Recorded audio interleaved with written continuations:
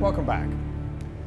25 years ago, it seemed impossible to imagine how anything inspiring could be built on an atrocity as profound as the Rwandan genocide. 800,000 people were slaughtered as the Hutu majority threatened the Tutsi minority. And yet, reconciliation happened. But it took strong leadership from inspiring people like the president of Toronto's basketball team, himself a child of Africa, now building hope in a reconciled Rwanda. Here's TSN's Rick Westhead.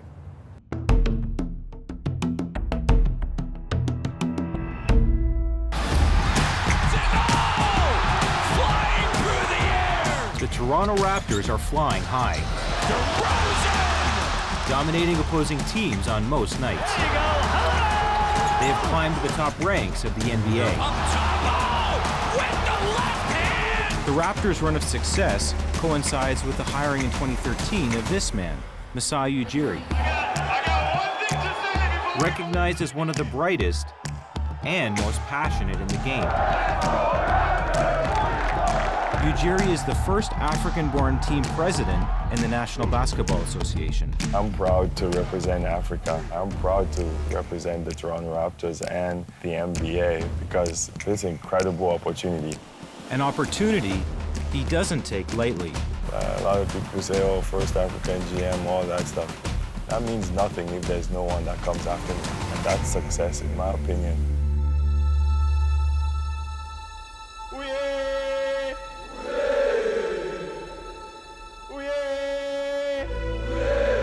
I feel that I have an obligation and responsibility to come back and give back, create a path for other youth.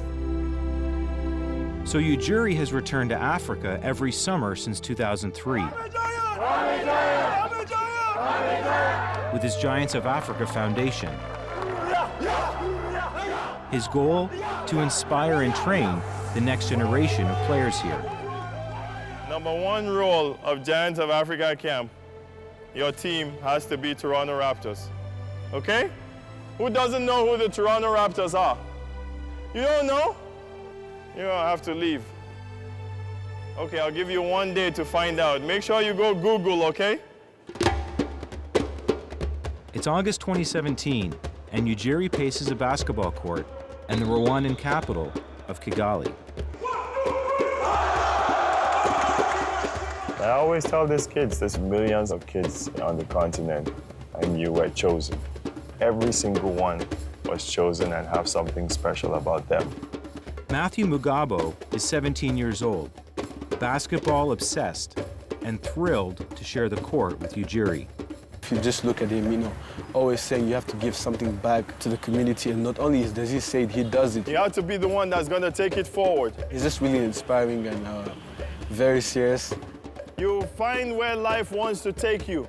He sees very many opportunities. There's sports journalism. You can be a sports lawyer. Telling us that basketball will take you places. There's so many things you could do with sports. I was 8 years old when I started playing basketball, and my mom just made me fall in love with the sport. She really believed that sports pushes someone to go beyond. Matthew's mother, Anna Mugabo. His dream is to join, how do you call this? Is it NBA? That's his dream. Brian Marego is also among the 50 players at Ujiri's camp in Kigali. Basically, basketball is my whole life. Yeah, my whole life. I don't find myself in business. I don't find myself in anything else. I just find myself in basketball. Mentoring African youth to excel in basketball is one thing, but here in Rwanda, Ujiri's training camps have taken on an added significance. I've been coming here for years, and you slowly see the excitement, the growth, the trust. I think the trust is really important. There's something special about Rwanda. There was darkness, there was sadness, and it's not been long ago. Hardly a day goes by these past few weeks when we haven't heard about the mind-numbing savagery going on in Rwanda. Officials say Hutu soldiers butchered as many as 100,000 people in one town. 500,000 people killed by civil war and ethnic massacres. 1994. After decades of ethnic strife, members of the majority Hutus brutally targeted Tutsis and moderate Hutus in a genocidal killing spree. There was no life left in the country. At the time, Canadian Major General Romeo Dallaire commanded the United Nations mission in Rwanda, but was ordered by his superiors not to intervene in the genocide. We're talking about 800,000 slaughtered. We're talking about the movement of just under 4 million people.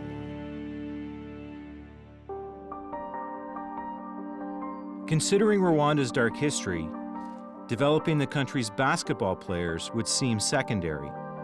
But for Masai Ujiri, having the opportunity is the real victory. You can see that people are not pretending. People are really, really trying, and they see that we should be able to help each other. Camps like this provide a unifying outlet for Rwandan youth, Tutsi and Hutu. When I'm discussing with Matthew, I make him understand that Hutu Tutsi is no story to tell. What is most important is to feel proud you're Rwandan. It says something about your country. It says something about Rwanda, and you have to be really, really proud of that. Growing up in Nigeria, Ujiri learned the importance of doing one's best to help others when he witnessed his father trying to save a drowning child. I'll never forget how it took my dad like a couple seconds to jump in that water and to go try find the kid. And I'll never ever forget my instinct too to follow him. The kid drowned, and it was a sad thing, but I always wondered, because it was one of the first times I asked my dad a question like that. And I asked him, why he did, like he did that, and he said, you always help other people. You always have to. Be a friend of everybody. Know where everybody here comes from, okay? Make friends, because basketball is one thing that keeps people together. How do you forgive? That's a really good question. You just can't forgive a person by saying, I forgive you. No, that doesn't mean forgiveness. People forgive depending on their hearts. Guess what's the biggest thing that we have? We have each other. We have each other. What kind of example is that for the world? Forgiveness, mainly forgiveness and moving on, knowing that this is what happened, but this is what we have to do and forgive each other and just come together as one people and rise. So I want everybody to go like this. We all stay together, right? It's very, very important that we all stay together. Let's have a great day in camp. Deep wounds and memories of atrocities Not to say that forgetting about who killed who is an easy thing. disappear as new bonds form. Sport is catalyst in terms of reconciliation. When W5 continues.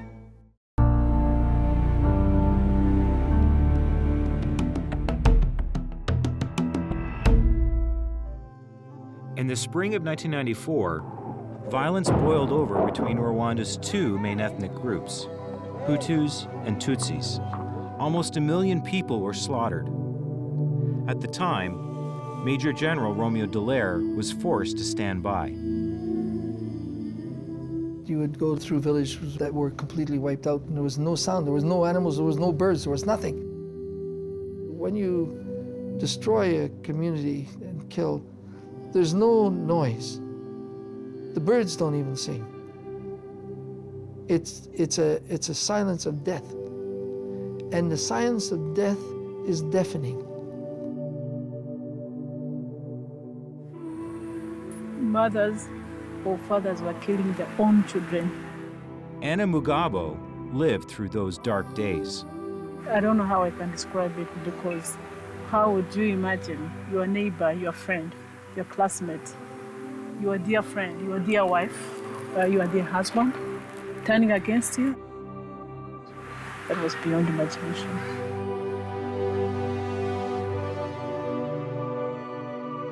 Some 23 years later, Rwandans are trying to look forward, and the country's outlook has shifted dramatically. When you look at the country and you look at what it's doing and its ambitions, it's miraculous. It is focused in becoming the Singapore of Africa. The resurgence has been led by President Paul Kagame, whose rebel group, the Rwandan Patriotic Front, ended the genocide in 1994. But Kagame has also drawn criticism for his government's methods since taking power, including allegations of repression and violence against journalists and political opponents. It is weak on human rights and individual rights. When you have a rebel force that ultimately takes power, there's a certain security paranoia that stays with it. Opposition structures are not necessarily favored in the country. However, President Kagame has been praised for fostering the process known as reconciliation. Rwandans are encouraged to emphasize what they have in common rather than ethnic differences. In 23 years, Rwanda has gone from a blood-soaked genocide to having kids from every ethnic background playing together.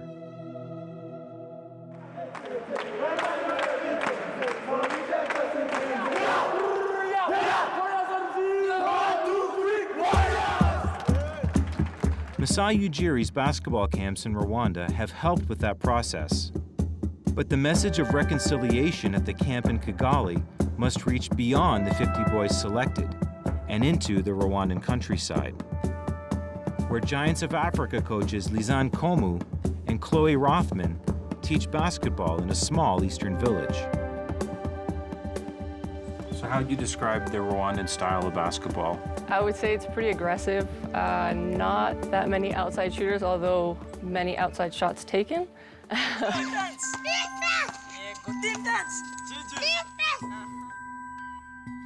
Everyone here has a story, and most, before basketball arrived, had the common thread of hardship. Just ask 15-year-old Sam Gatete. I come in practice, dribbling, I fail.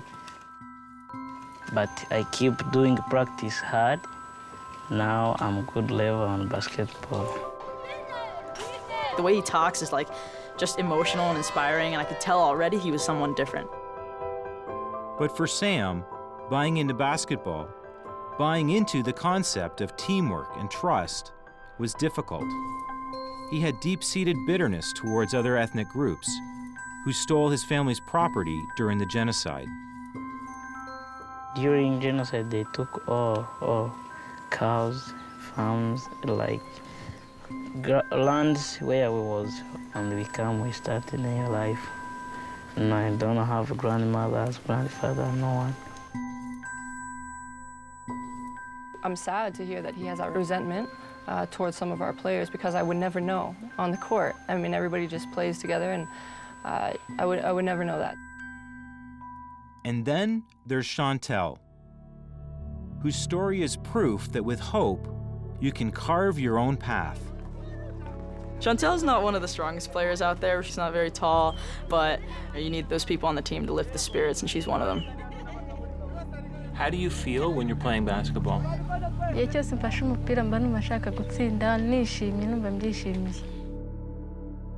Chantel lived through those horrible days of the genocide, memories that made it hard for her to trust.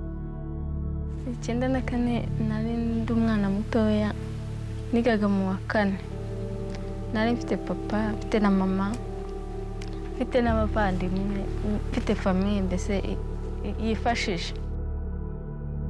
Iyo igitero kiza bwa mbere twahise tuva mu mago tujya kuba mu Masaka. Militia came in.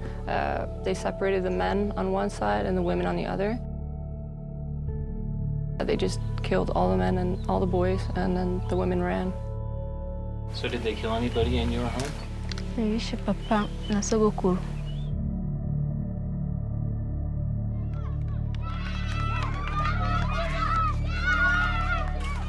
But this 94 feet of concrete is a place where attitudes can evolve.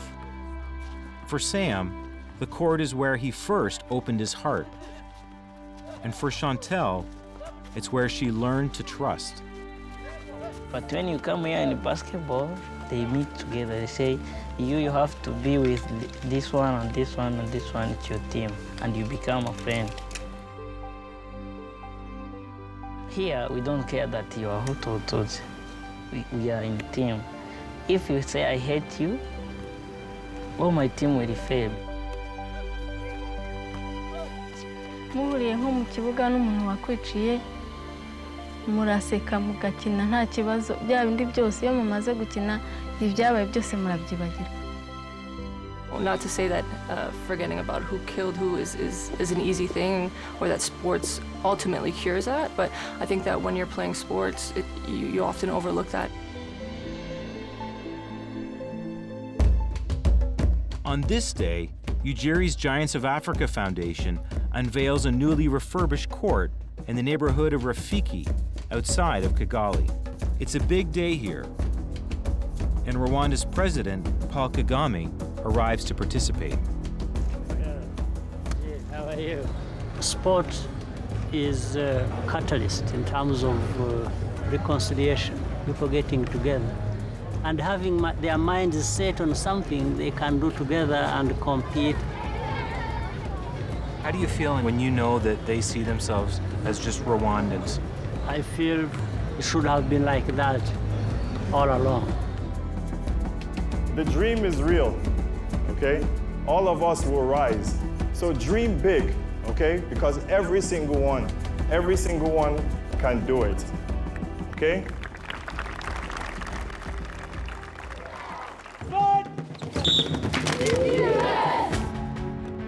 Kids of all ages and from every ethnic background are competing in a series of matches in front of President Kagame.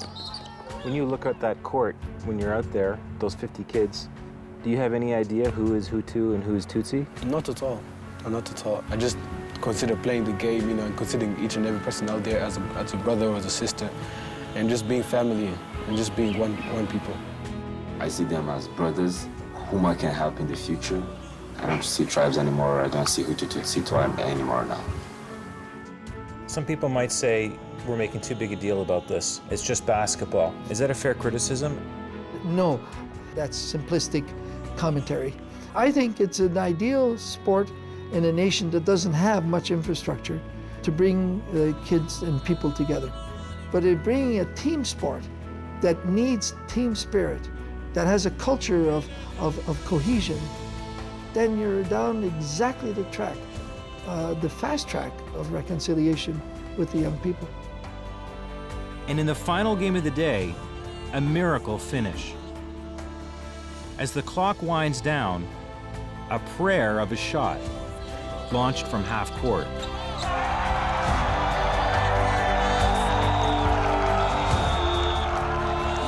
It was really incredible to see the shot go in. I saw the expression on the president's face and everybody in the whole place. A shot like that tells you that everything is possible. And that's my approach, honestly, in life, like, why not? Yeah, why not? Just keep pushing, keep dreaming.